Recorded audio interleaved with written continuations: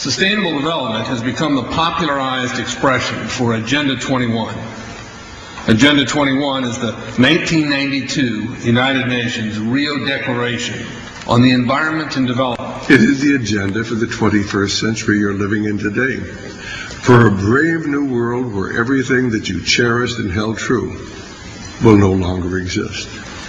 Agenda 21 defines itself as the comprehensive plan of action to be taken globally, nationally, and locally by organizations of the United Nations systems. It also elevates nature above man. And it contains something called the precautionary principle, where basically you're guilty until you're proven innocent. Sustainable development is the philosophy designed to bring human beings across the globe under the full control of a narrow human elite. It's a 40-chapter document to basically control the world. It's based entirely on socialist control mechanisms. Sustainable developers have designed a global movement coordinated through a global to local action plan to create world government in accordance with certain objectives. These objectives include an end to national sovereignty, the abolition of private property, the restructure of the family unit, and increasing limitations and restrictions on mobility and individual opportunity. The green goal includes the listings of what's not sustainable. A couple of the examples include private property. 728 lists fossil fuels. Golf courses and ski lodges are not. Consumerism. Irrigation is not sustainable. Paved roads. Commercial agriculture. Herbicides, pesticides. Elsewhere, it lists farmlands, pastures, grazing of livestock. And the family unit. The focus of sustainable development is the abolition of private property, societal undermining of the family, and abandonment of the constitutional protection of unalienable rights as described in the Declaration of Independence. You see, I sat on the Santa Cruz Agenda 21 committees. Now, this was a lot of crazy ideas. This was back in the mid-90s. Crazy ideas I heard. Mother Earth's surface wasn't to be scratched. Human beings were to be concentrated into human settlement zones. Educational systems were to focus on the environment as the central organizing principle. All aspects of life were covered. Well, I went to these committees at the request of some people who told me that I needed to understand what was going on, and I came back and I said, this is craziness. This is so silly. It has no chance of having any effect on our society.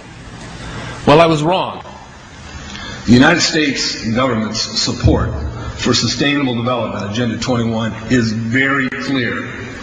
In 1992, while the Rio Conference was going on, George Bush, then president, was there where he executed the Agenda 21 protocols on behalf of the United States and brought it back to Washington, D.C. Within a year, Bill Clinton, by executive order, no congressional review, established the President's Council for Sustainable Development.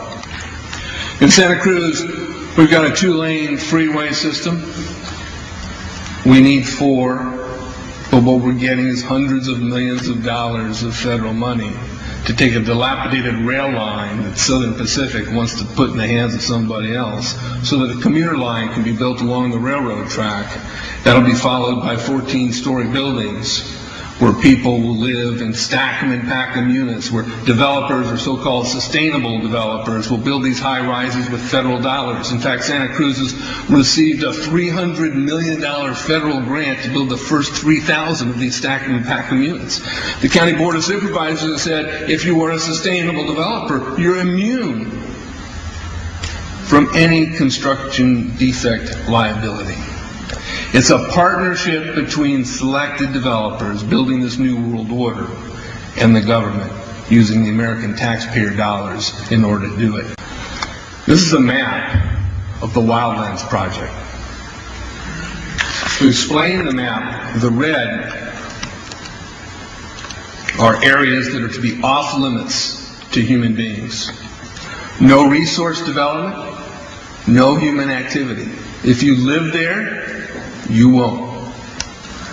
The yellow areas are the areas for major control of all human activity. If you live there, you won't. The black areas, the black dots, are the smart growth zones. That's where human beings are to be stacked and packed in small living units along rail tracks. The Smart Growth Program ultimately has jobs assigned and children cared for by the state. The question has been asked many times how the people who are perpetrating these things expect to do this and make it last. And the answer to that is that you steal a generation of children and you indoctrinate them so that they accept these ideas and they become global citizens in the coming global village. UNESCO came out and declared 2005 to 2015 the decade of education for sustainable development. But they go on to say that it will encompass the 40 chapters of Agenda 21. That is your federal national curriculum. The entire purpose of second grade social studies is to transfer loyalty from the family to the government and teach them about sustainable economic consumption. Students construct their own understandings of reality and realize that objective reality is not knowable. So why bother? The truth is, the truth which keep men free is being suppressed in order to prop up the attitude training agenda. And it moves on. This is our new math called connected mathematics. Standard 3 tells us that students learn that mathematics is man-made, that it is arbitrary, and good solutions are arrived at by consensus. Most of us assume 2 plus 2 is always going to equal 4. You're wrong. We might reach a new consensus. How well does it work? Well, they tell you in the teacher's guide in the back, it tells us that because the curriculum doesn't emphasize arithmetic computations done by hand, some students may not do as well on tests assessing computational skills. We believe such a trade-off in the favor of CMP is very much to the student's advantage in the world of work. Our children are mathematically illiterate on purpose. How do I know on purpose? Why isn't this just a basic bad idea? Because the Sustainable Development Plan tells us so. Generally, more highly educated people who have higher incomes consume more resources than poorly educated people who tend to have lower incomes. In this case, more education increases the threat to sustainability. Charlotte Iserby, I owe you an apology.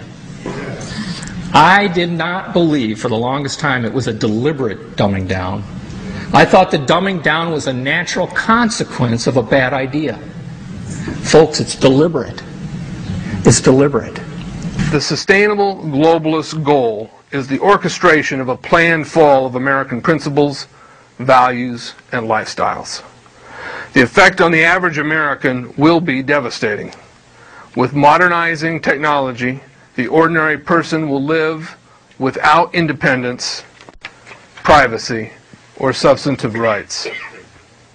Another press conference that I attended was the ICLEI group, the International Committee for Local Environmental Initiatives. It helps in the implementation of Agenda 21 in all of our local communities. And one of the speakers was a Harvey Reuven, who happens to be the vice chair of ICLEI. And I asked him about the correlative rights that Americans derive from the United States Constitution and the Bill of Rights. And that, of course, is your individual liberties, your private property, your freedom of speech. Asked about it clashing with Agenda 21. And you know what his response was? Individual rights must take a back seat to the collective